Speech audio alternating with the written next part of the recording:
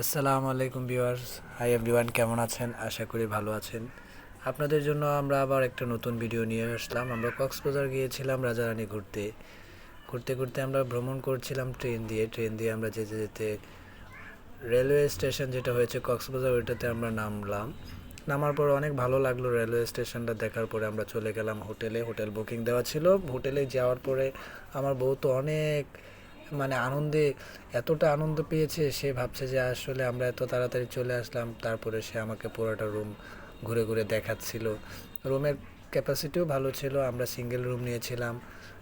Commode ছিল, ওয়াশরুমও অনেক পরিচ্ছন্ন ছিল। আমাদের রুমের সার্ভিসও ভালো ছিল। সেই জন্য তো আমার বউ অনেক খুশি। তো আমরা ভাবলাম রাজা রানীরা আমাদের এই গল্পের মধ্যে দিয়ে আমরা আপনাদের সাথে শেয়ার করব আমাদের সময়টুকু।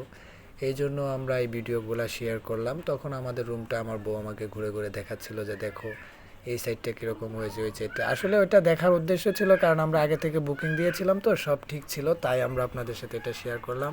তারপরে চলে গেলাম আমরা ফ্যামিলি নিয়ে আমরা সমুদ্রের চরে। হ্যাঁ, সমুদ্রের পাড়ে চলে যাওয়ার পরে আমরা গোসল করলাম, অনেক মজা করলাম।